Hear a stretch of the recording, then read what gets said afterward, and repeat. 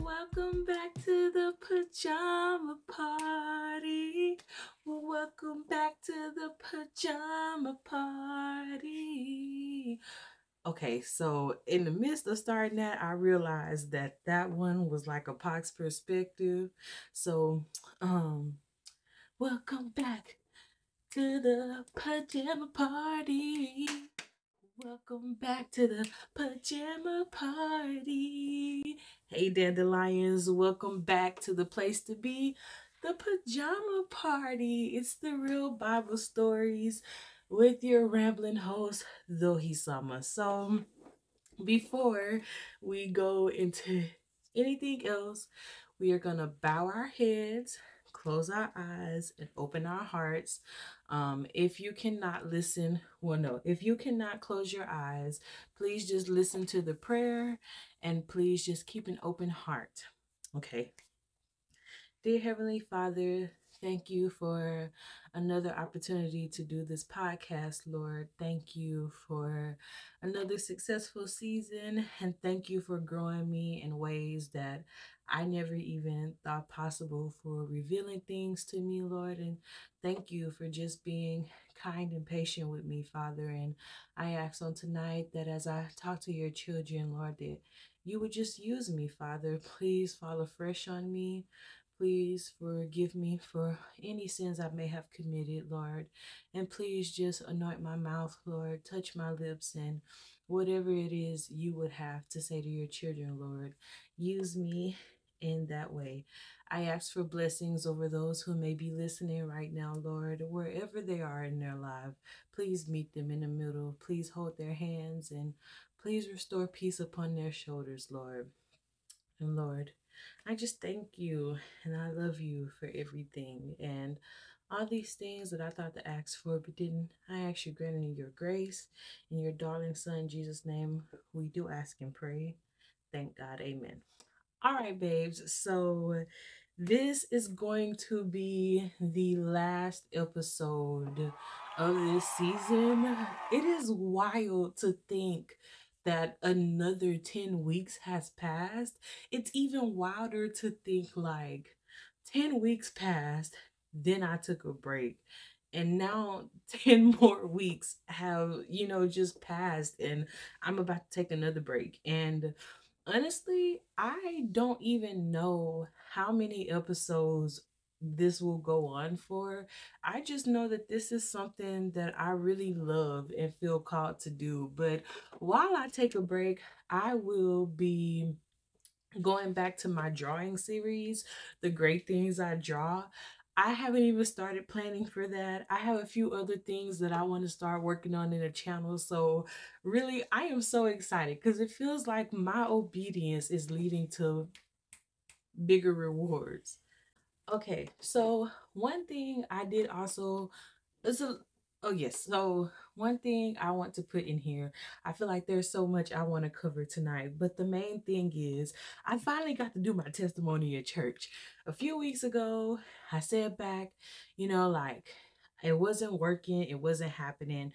And so y'all, I really prayed about it and I was like, Lord, just help me to let it go. And to me, those were kind of one of those moments where like the Lord was really dealing with me about like, but what's your intentions? Like, are you telling the testimony for me or so you can be seen and you can be heard? And so I was like, well, Lord, if that is the case, don't give it to me, because that is why you gave me this channel. Like, you let me do all the things I want to do anyway. So finally got around to doing it, and yeah, y'all, it just all worked itself out. And so I really do feel like everything in life is a learning experience, but it holds true. Like, in the end, everything truly ends up working itself out the way that it's supposed to.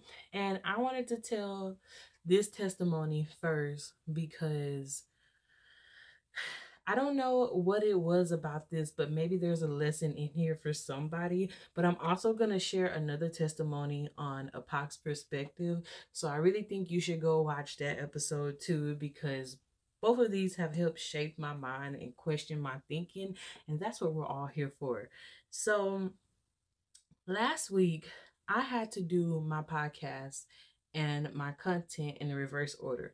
So usually in the morning times or like early daytimes, that's when I do my content or like my face painting and things like that. And at the night times, you know, because it's the late night crew, I do my podcast and I post my podcast and everything like that. But last week I ended up having to do them early and I still posted them late.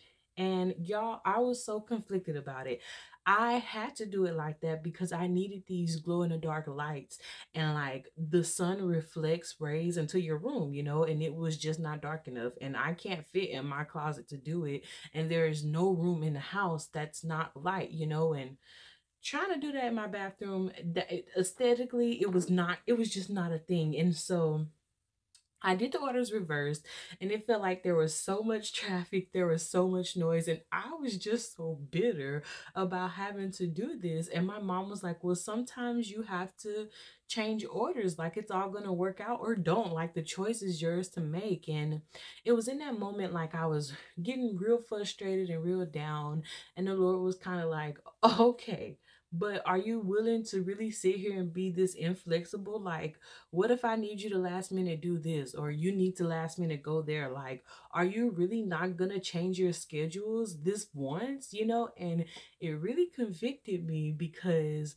I always like to think I'm flexible, but I've realized too that when I have a schedule, it stays. Like, I never realized how set in stone I was, but apparently I'm that type of person. And that was just a really hard lesson to learn for me. But the look came out amazing. I had so much fun doing it at night. I was able to like get a jump start on my like editing and everything because I had already did my podcast. And so it was pretty much smooth sailing, and I got done with everything like by Thursday. You know, like I was able to sleep in, and I hadn't been able to do that, y'all, in so long.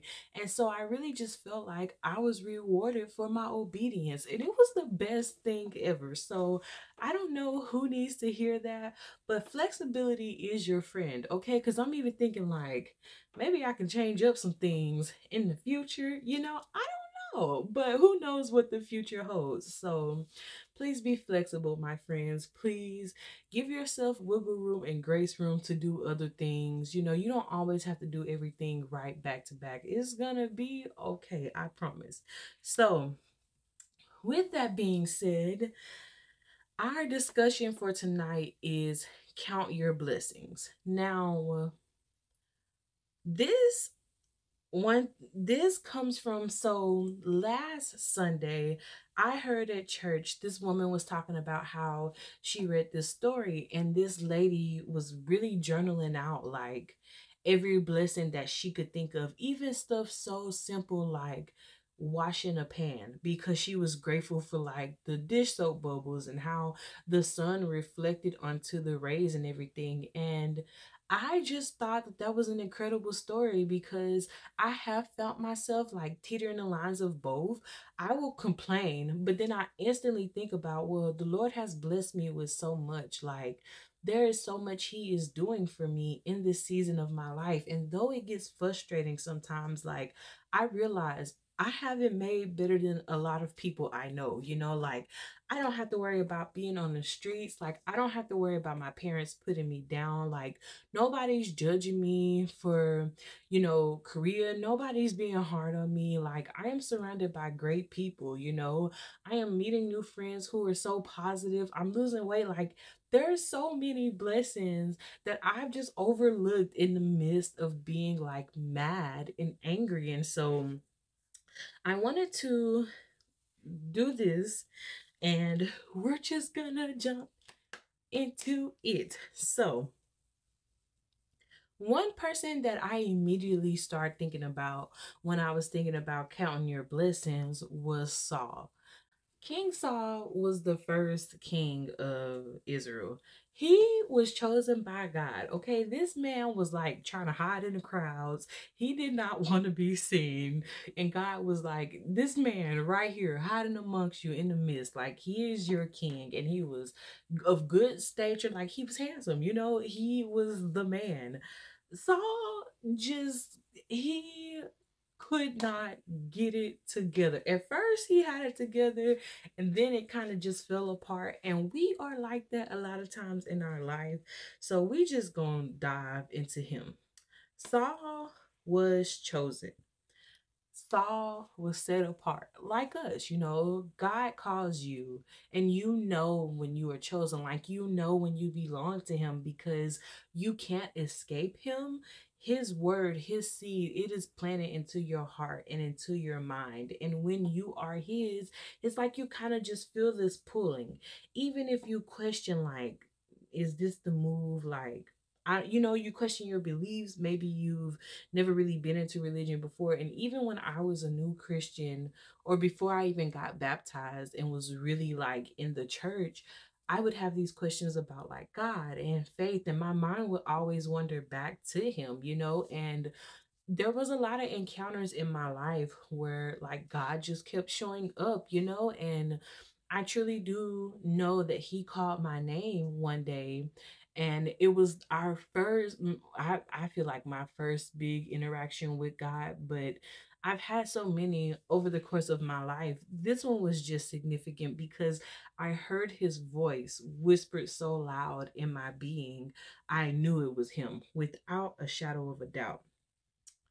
And the thing about God is when he calls people to do things, he never calls who you expect him to.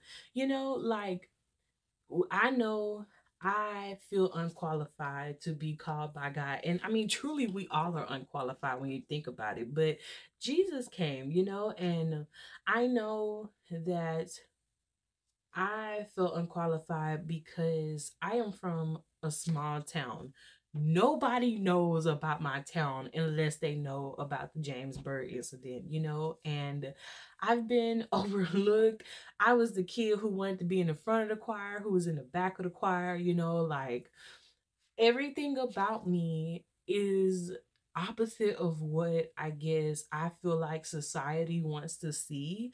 And I've always felt like I would want to see somebody like me, you know, out here talking to people, encouraging people on stages, on interviews. I've always thought to myself, I would love to see somebody like me, someone who gets me. And at first, I didn't even really think it was me I was searching for. I just knew, like, when I watched other YouTubers like Berleezy or Corey Kinchin or Jacksepticeye, or Markiplier, like they were so free and so like goofy and just living their best life. And I used to think like, dang, why can't I not find like any women of color like that, or any woman in general who seems like that? And I can admit I've never really been one to follow like a lot of YouTubers and stuff. So I'm pretty sure there is other people in other communities out there like me. I've just never found them. I've never seen a voice really given to a black woman. And so I thought, why not, you know, create something like this? And I really feel like the Lord has used me for that purpose.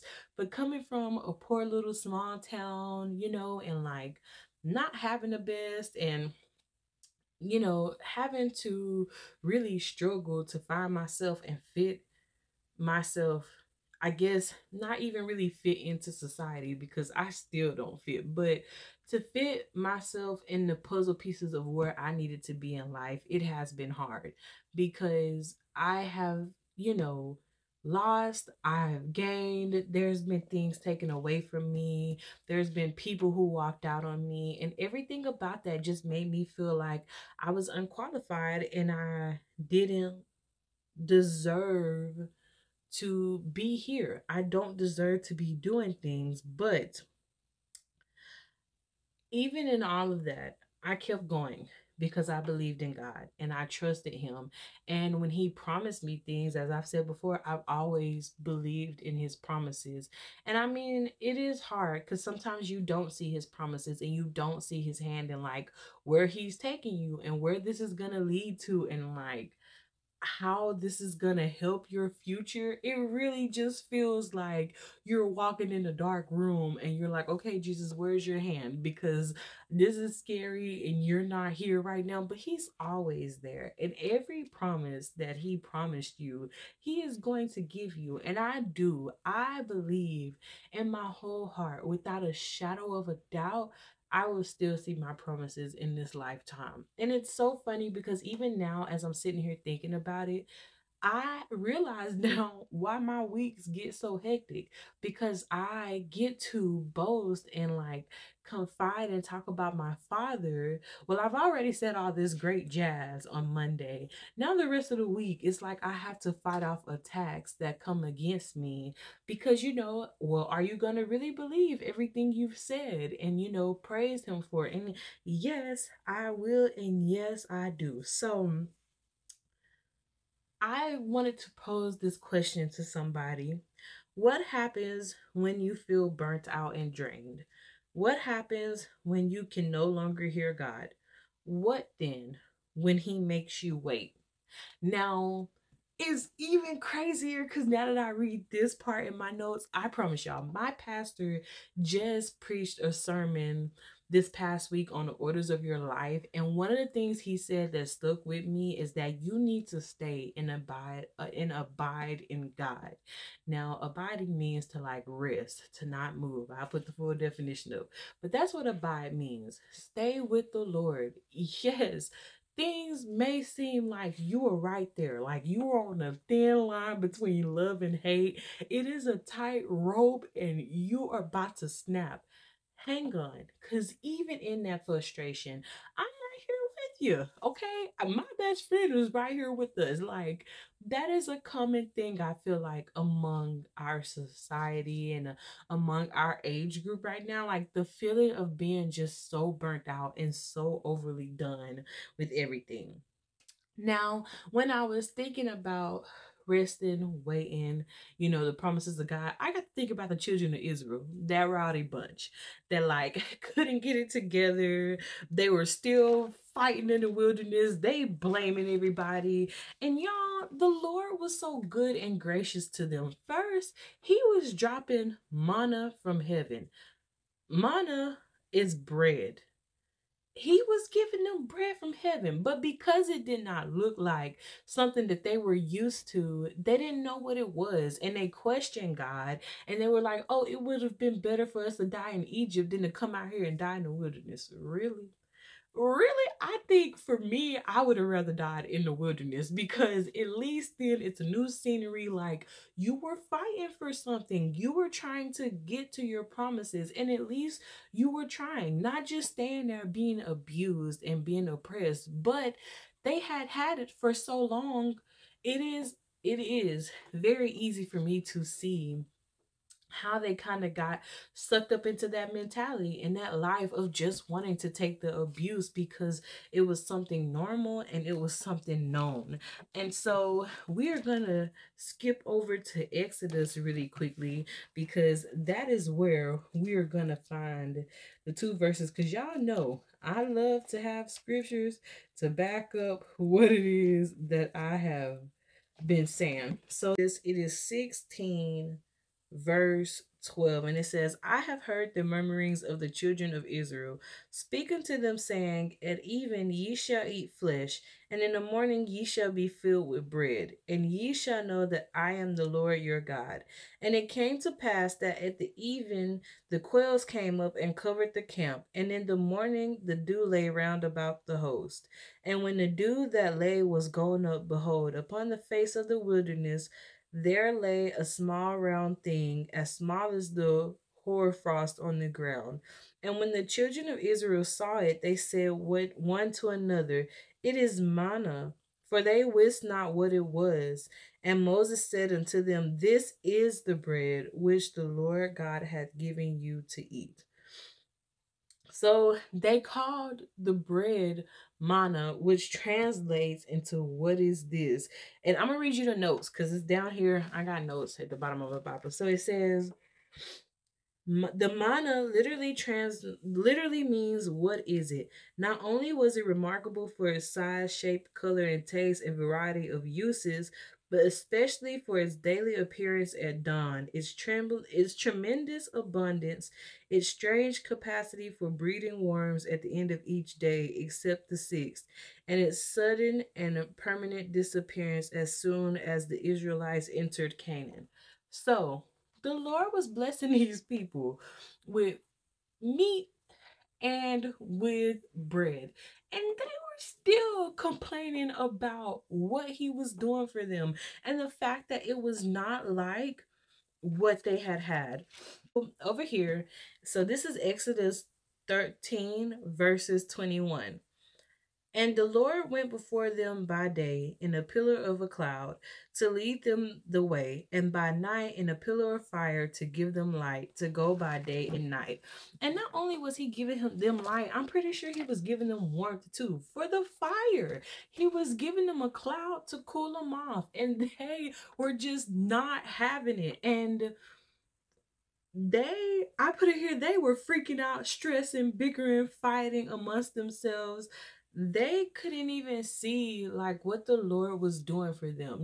Like, to me it is wild to even imagine the Lord miraculously giving you bread in the morning amidst the dew, and at night quails that covered the camp. Like, or maybe I have that.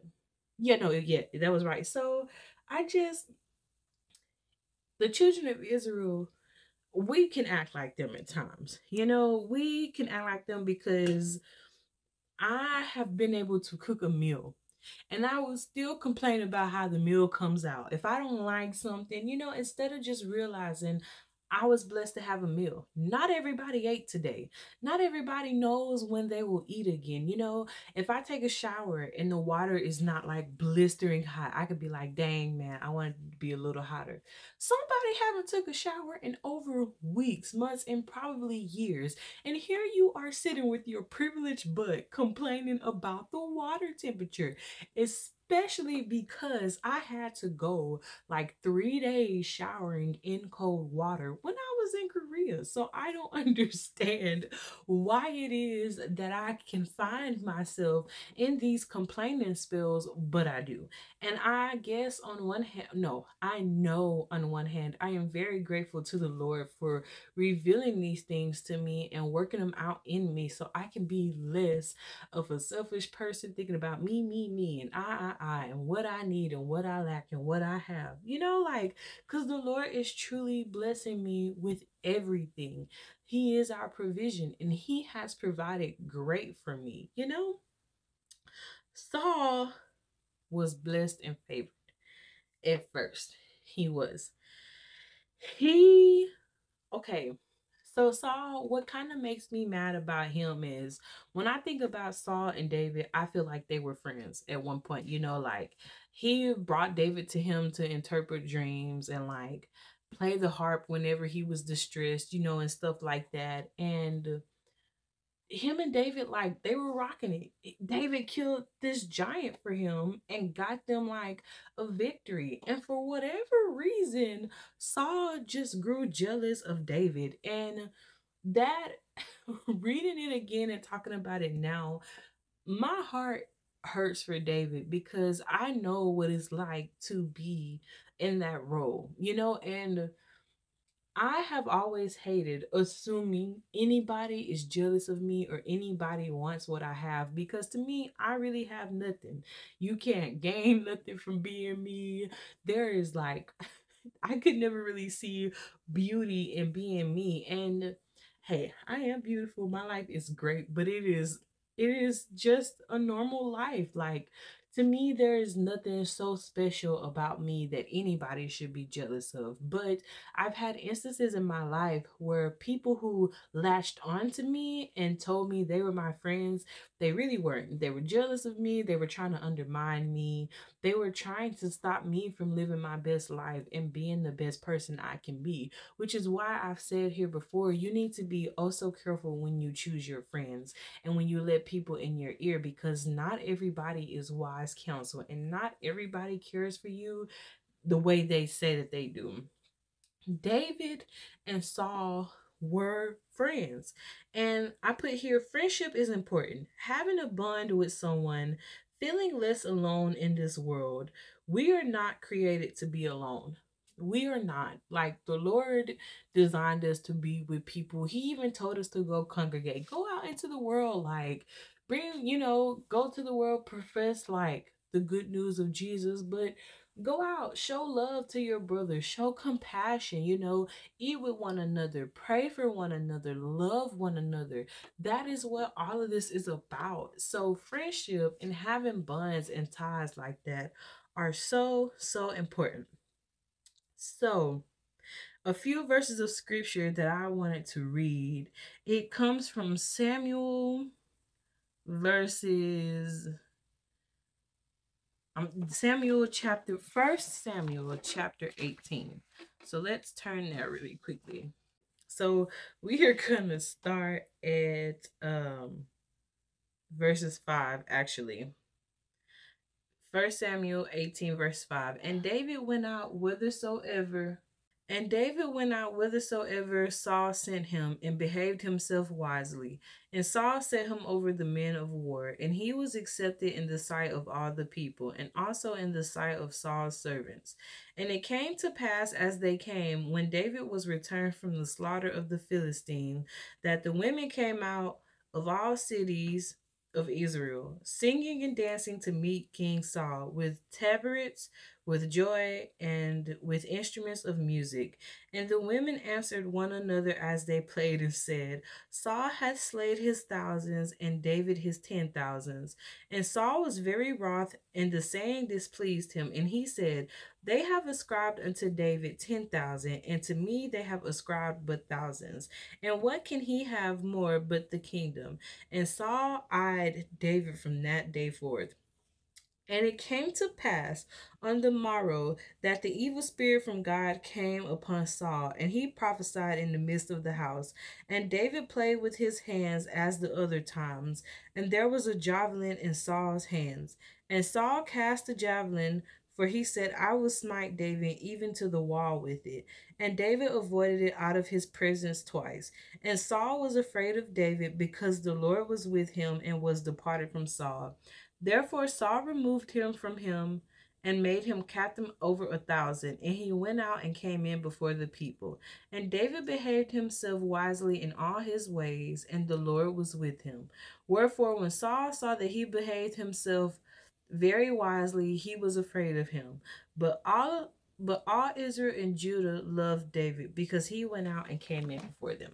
So, y'all, Saul was trying to kill David. Like, he was trying to pin him against the wall, literally because women sang a song for David. But they sang the same song for Saul. And even when I go back and think about it now, I still don't understand Saul's problem, because David was your warrior, but you were a king. So it doesn't even matter, like, that they had this great song for David. Like, he deserves his flowers for defeating the Philistine. But first of all, the victory was God's. Like, that should have been the top thing. He should have realized what God did for him.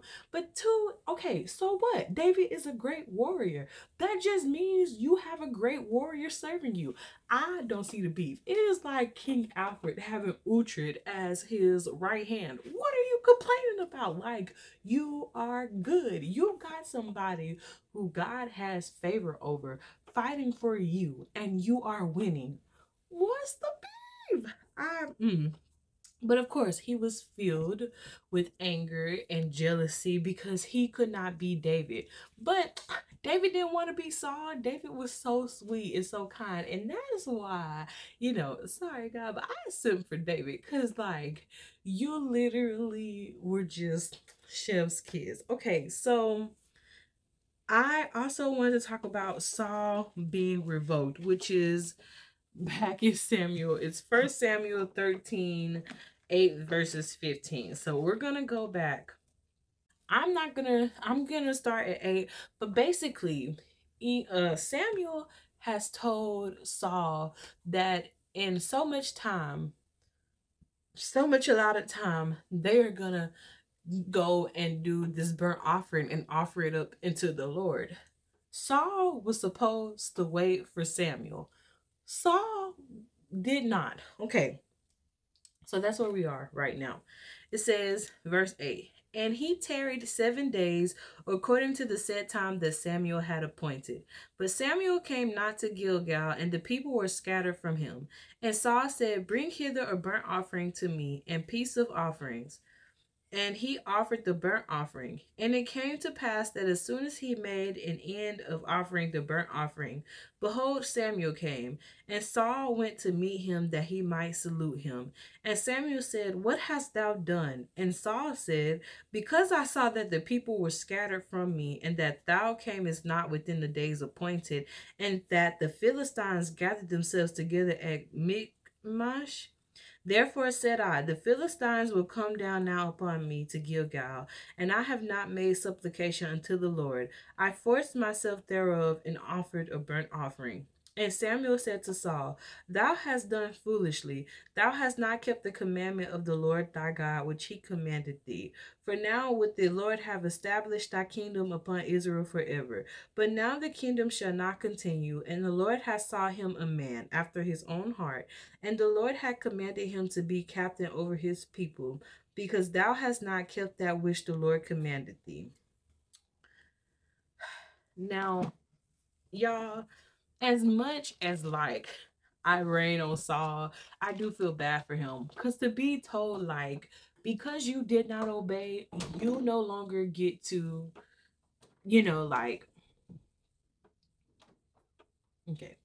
So to be told that, like, because you did not obey, you are no longer king, and like the Lord is not with you, I would have immediately been like, Father, please, please hear my cry, like something. But Saul was just like, all right, it is what it is, chief. And like, there is no doubt in my mind that if Saul would have like turned back to God and cried out and asked him like for forgiveness and for mercy, that God would have given it. But this also shows like, as a warning, if you do not do what God tells you to do and abide in him and stay with him and listen to him and carry yourself in his ways, he doesn't owe you anything. And true, like, we do not follow God for blessings or for what his hands give us, but in order for you to get a lot of things in life and to prosper, you have to live it according to his way. Like, there is no other way around it. Your life is not yours, it belongs to God. So you have to keep his commandments and do what he says. And luckily for us, we are not living back in those days. So we have two simple commandments: love the Lord thy God first, above anything else, and to love your brothers and sisters. That is not a hard concept, so I really don't understand what the issue is here now. So I will say, this is also a message about being entitled, because I feel like sometimes you can get, and let me tell you the definition of entitled. It is an adjective. It means believing oneself to be inherently deserving of privileges or special treatment. You are not special. I know, like, it hurts to hear that. It hurts for me to hear it sometimes, but you are not special in the fact of thinking you are above somebody else. Yes, you are a special person. You are fearfully and wonderfully made. There is only one you. That can never be another you. You are you, baby, and you do it the way you do it. But you're not above anybody else, okay? When you go to the bathroom, it still stinks just like everybody else, okay? I'm sorry, but you have to hear, all right? We all bleed red, okay? Nobody should esteem themselves above anybody else. And when you start to live an entitled life and you think you just deserve everything, no, we don't deserve a lot in this life. We really don't. But it is by God's grace and mercy that we give, or that we, you know, get all these things in our life. And I mean, even I have said it, like, I do truly believe people deserve good things. But I mean, though we feel like we deserve it, we didn't go to the cross and die for it. So, but we didn't have to. He didn't ask us. But really, To be entitled and to have your head up above the clouds as if you're better than somebody else, don't do that, because all in an instance it can change. It literally takes a minute for somebody to mess up your day. One text, one phone call, viewing, one anything is all it takes for your life to be topsy turvy. So please don't ever esteem yourself to be higher than somebody else or walk around with an entitled attitude, because you're only going to hurt yourself. God has blessed us with so much: breath, health, strength. Um, Being in our right mind, peace, family, a roof over our head, Wi Fi, data. And if you don't have those things, the Lord has blessed you with something. If you're sitting here right now, listening to this message, watching this message in whatever capacity you are able to, the Lord has blessed you to hear this, to hear His voice, and to really think about your life and the choices you are making.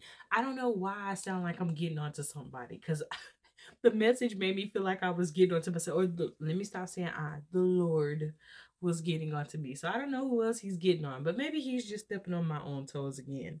But I even put here, people don't have jobs, family, peace. It is a blessing to speak, sing, draw. There are blessings all around. Blessings. The blessing definition is God's favor and protection. We are blessed. Ukraine is in a whole war right now, and we are safe and secure, at least on my side of the woods. I don't have to worry about that.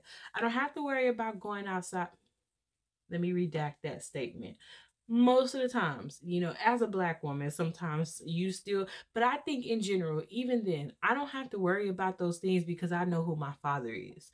He is gonna protect me. Sometimes I get those little voices like, you go outside, somebody gonna blow up your house. Okay, but no, because the God would never do that to me. Like, God does not bring you destruction. God does not bring you bad things. If anything, He is the one warning you so you don't go into that destruction. And when you are in the midst of that destruction, guess who's there with you? God, holding your hand, comforting you, making sure you know, okay, maybe you blew it. He won't even say that. He will just be like, I don't know how he would be, but I truly think, I believe in my mind when he talks to me, he's like, okay, slow down. It is true what you're saying. This situation did happen, but guess what? It is not the end of the world. You still have breath. You can still make it right. Calm down. Do what you can today. And when you can't, pray about it, let it go, and pick it back up tomorrow. You do not have to keep trying to fight every battle, because every battle is not yours.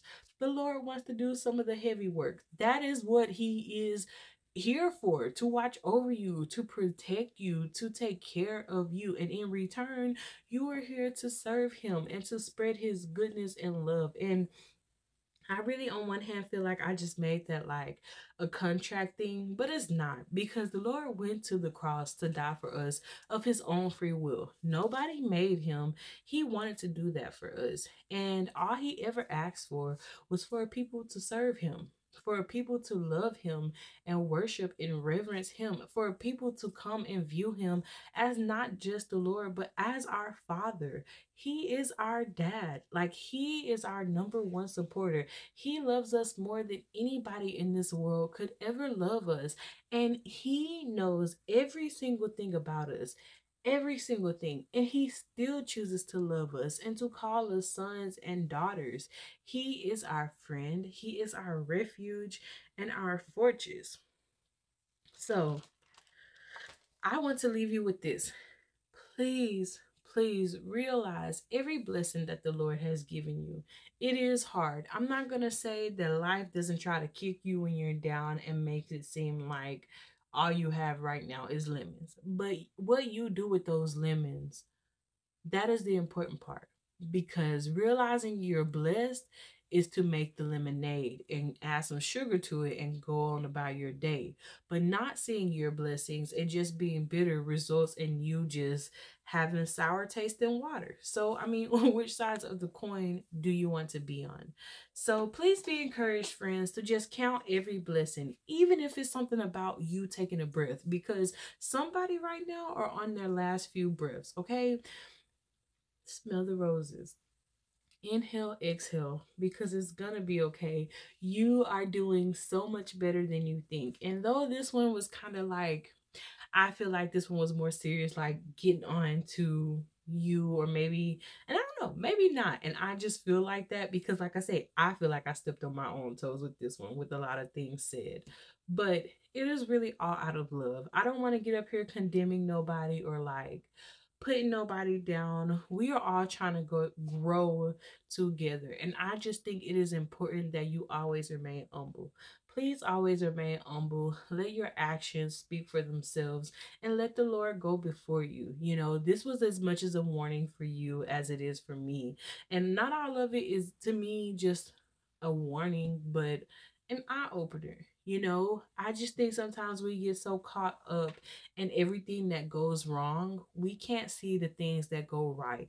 And I'm pretty sure if you make a list, all of your good is outweighing your bad. And if your bad is outweighing your good right now, you need to pray to God and see, what is it? Are you not listening to Him? Is there a blockage with the affairs of your hearts? Or do you maybe need to change course and try something else? But the Lord will answer you back. He will not leave you high and dry. He will answer your prayers. So trust Him and abide and stay with Him, please. So, 4 points to take away. Thank you, stomach. One, count your blessings, each and every one, even if it's your breaths. Two, do not be greedy or boastful. Please don't. I even tell, like I jokingly say it around my household and like amongst my friends. I don't even brag when I play online games. I don't brag until I can see the victory, like right, like I'm tasting it. Like I'm talking about the score cards are up for the winning streak and we are seeing that we indeed won. That's when I brag and boast. Don't do that stuff beforehand because you will never know what you're gonna get. And life is just crazy. Sometimes you'll be up and then you're just down, so pick and choose your battles with that carefully. Three, you're important to God. Whatever anybody else tries to say to you, remember the Lord loves you. If not, He wouldn't have you here watching this. You are not watching this just because. The Lord loves you and He wants to have a relationship with you, and He wants to bless you and use you and take care of you and so many other things that I can't even begin to breathe out. The Lord just wants you and He wants a relationship with you. You are important to Him.